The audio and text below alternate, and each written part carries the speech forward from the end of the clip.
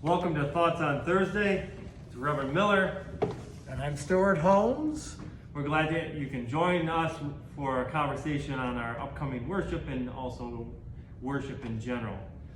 We are in what we might call the season of the Sundays after Pentecost, or other people call it ordinary time, depending on your tradition.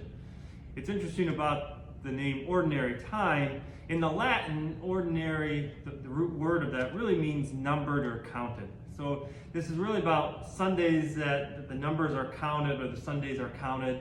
And it's actually the longest season we have in the liturgical calendar. And it's the season where we don't have these big festivals or celebrations of Christ's birth or Christ's death or his ascension.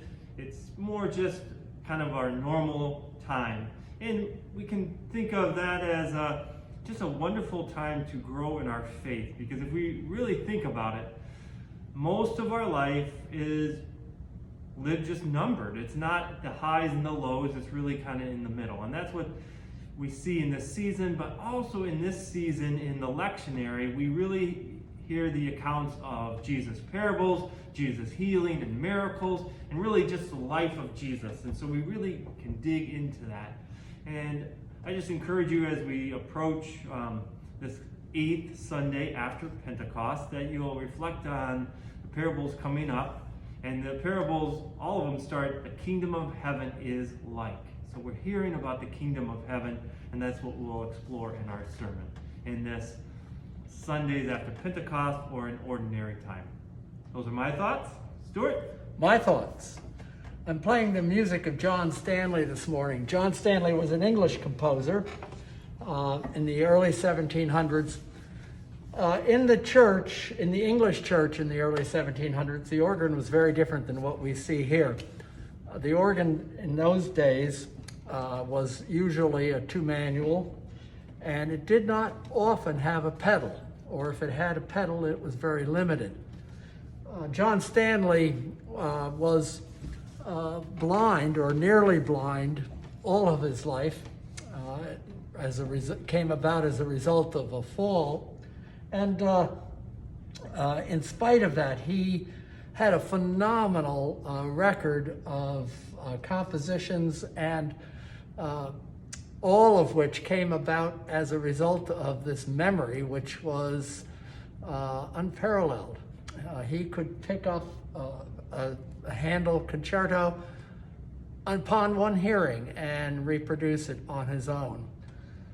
His voluntaries are very useful in the church service. The English voluntary was often the title of any prelude or postlude. They named the voluntary and the key, and that was it. And they were, for, as I said, a smaller organ, not a lot of different color stops. And what I'm going to play this week is pretty much reflective of the standard English voluntary.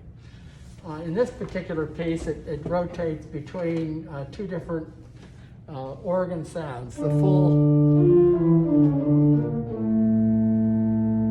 got the wrong setting there.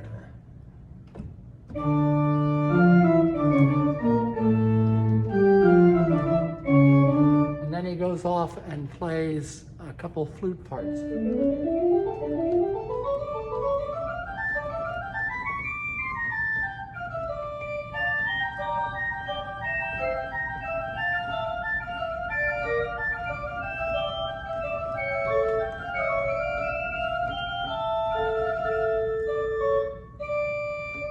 And he continues on like that.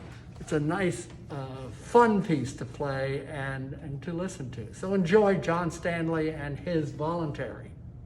That's Excellent.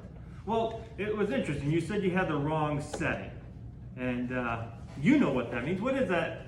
What is the setting as you're playing? And we obviously heard when you changed the setting, it sounded different. Right. I have the variety of different stops that I can use by pulling out one of these stops. The word stop comes from the fact that these knobs here have the ability to stop or start a sound. So when we pull on a stop, I pulled on a flute stop. When I started off, I had a stronger combination of stops